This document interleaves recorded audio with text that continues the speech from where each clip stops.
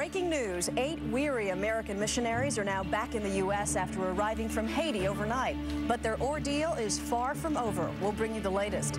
Tiger Woods gets set to finally open up about his crash, his affairs, and his future. But will his apology go far enough? And can he get his career back on course?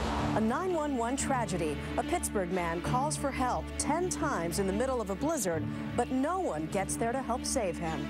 You get out of the damn truck and you walk to the residence. That's what needed to happen here. We'll talk with the victim's heartbroken family. And this robber wanted cash until a grandmother said, smash. Find out what happened to her and the crook early this Thursday morning, February 18th, 2010.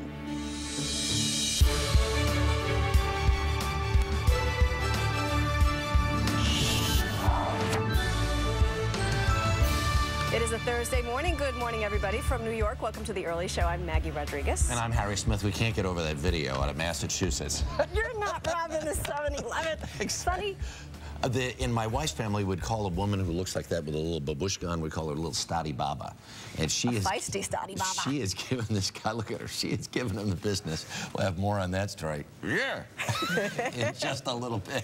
We love it. Also this morning, filmmaker Kevin Smith, the man who was kicked off a Southwest Airlines flight this weekend because he was too big to fit in the seat, has become an internet sensation with his rants about discrimination. This morning, we have a self-proclaimed fat advocate with a demonstration. We're going to use these typical airline seats to show you just how big, or rather small, these seats are. They're 17 inches, Harry. That's it. Which is... That's it, right?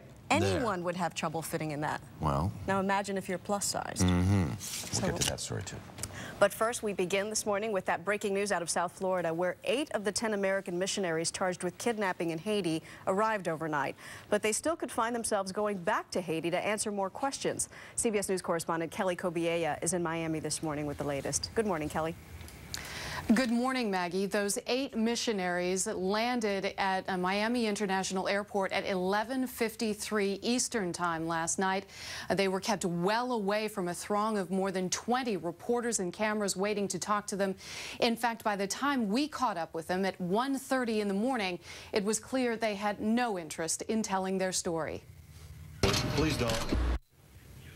Those 8 missionaries were released on one condition, that they agree to return to Haiti for more questioning if asked. Maggie? Kelly, what's happening with the other 2 who are still being held, and what's the likelihood that any of these people will be charged? There's still a possibility of formal charges being brought. The 2 who are still being held are going to be questioned by a judge. He said he could do that as early as this morning, and he will then decide whether or not they will be released. Their attorney is adamant that they actually will be coming home and will be following their colleagues in just a couple of days. And what about the 33 kids they were trying to take out of the country? Those kids are not going to be adopted or brought out of the country anytime soon. As I mentioned, 20 of them at least have living parents, but all of them, from what we understand, are being kept at a group home in Haiti. Kelly Cobiella in Miami. Thank you, Kelly. Now over to you, Harry. All right, Maggie, thanks. Erica Hill is at the news desk this morning. Good morning, Erica. Harry, good morning. The battle for a Taliban stronghold in southern Afghanistan is intensifying. U.S. Marines 3 days later. Where's the beef? Where's the beef? I want her on my team. Dave Price standing by with our first check of the weather. Just a tip, don't get her forecast wrong. I love it. I love it. You know what? Her family should be proud. Nice way to go, Grandma. All right, let's